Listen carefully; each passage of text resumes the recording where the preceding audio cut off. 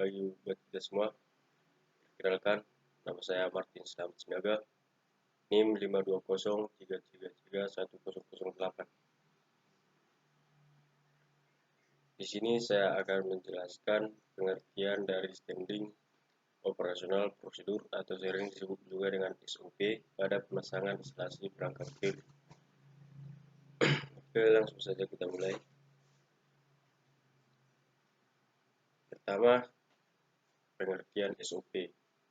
SOP ini merupakan serangkaian prosedur yang perlu dilakukan untuk mendapat hasil yang diinginkan. Nantinya hal ini akan menjadi panduan bagi karyawan atau pekerja tentang apa yang harus mereka lakukan. Nah, ada beberapa pengertian SOP menurut para ahli. Menurut Sailen Raah, SOP adalah hal yang digunakan untuk memastikan kegiatan operasional yang dari sebuah perusahaan atau organisasi supaya berjalan dengan lancar. Nah, ada juga menurut Insani. Menurutnya, SOP merupakan dokumen yang berisi serangkaian instruksi tertulis. Dokumen tersebut bersifat baku dan resmi. Dokumen tersebut berisi serangkaian proses penyelenggaraan administrasi perkantoran yang berisi cara melakukan pekerjaan, waktu pelaksanaan, tempat pelaksanaan, dan juga siapa yang melaksanakannya. Nah, yang berikutnya kita masuk ke tujuan dari SOP.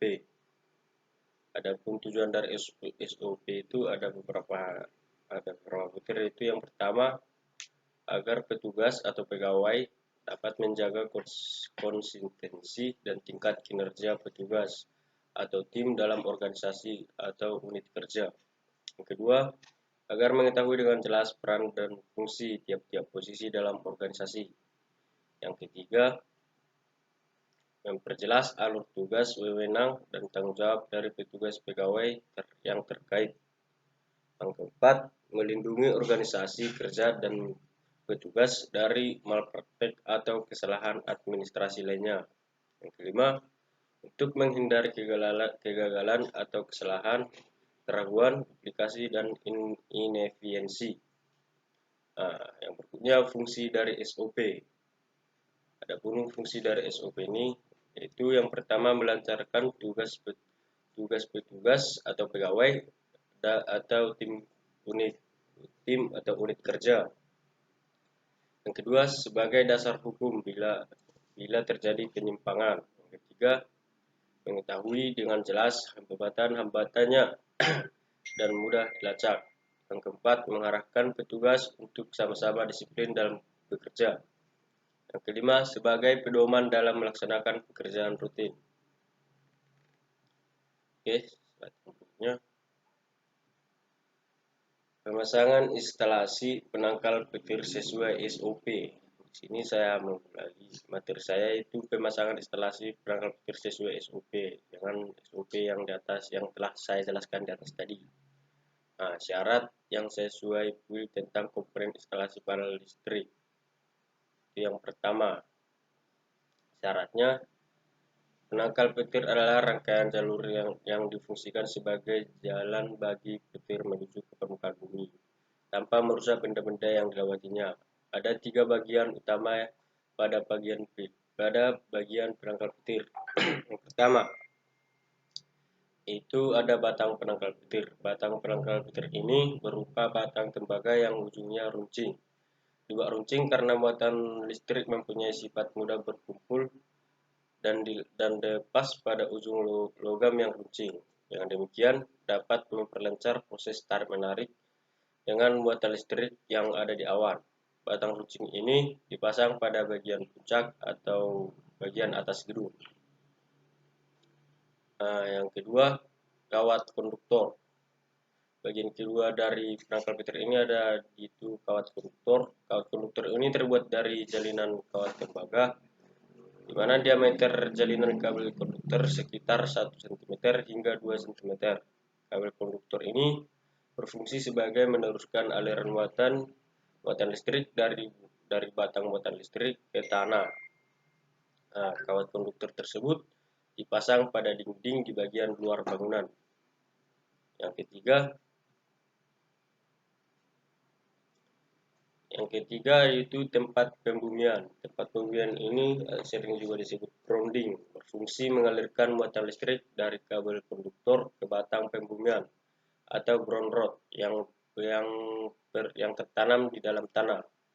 Batang pembumian terbuat dari bahan tembaga berlapis baja dengan diameter 1,5 cm dan panjangnya sekitar 1,8 sampai dengan 3 meter.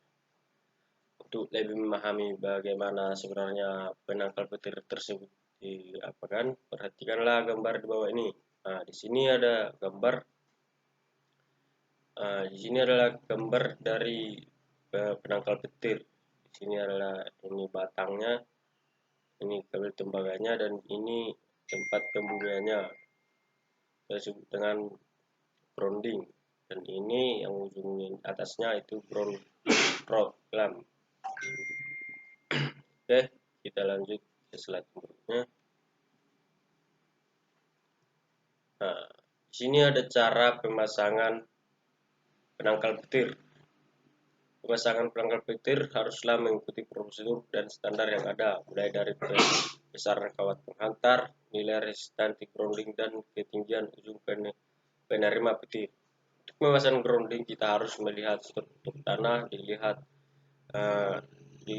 dari tekstur tanah grounding yang baik. Nah, untuk pemasangan penangkal petir ini kita tidak bisa sembarangan tempat ya, harus dilihat dari struktur tanahnya. Nah, di sini dijelaskan ada struktur tanah yang baik untuk pemasangan penangkal petir. Itu yang pertama, tanah yang memiliki kandungan garam tinggi. Nah, tanahnya harus memiliki garam yang tinggi. Yang kedua, tanah yang memiliki kandungan air tinggi. Nah, ketiga, tanah yang memiliki keasaman yang tinggi. Nah, itulah kira-kira uh, uh, tekstur tanah grounding yang baik untuk pemasangan penangkal petir. Nah, penangkal petir yang berupa batang tembaga murni yang ujung tembaganya runcing. Cara pemasangan penangkal petir dibuat menjadi runcing karena muatan listrik mempunyai sifat mudah berkumpul dan lepas pada ujung logam yang membuat cara pemasangan penangkal petir. Dengan demikian dapat memperlancar proses tarik-menarik dengan muatan listrik yang ada di awan.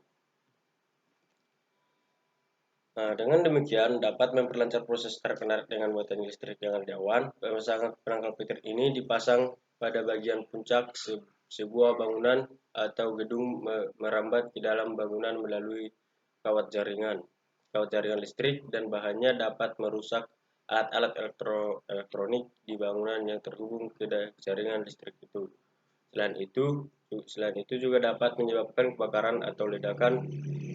Untuk mencegah kerusakan akibat jaringan listrik tersambar petir, biasanya di dalam bangunan dipasangi alat yang disebut dengan penstabil arus listrik atau surga asesor, yang yaitu semacam internal proteksi penangkal petir.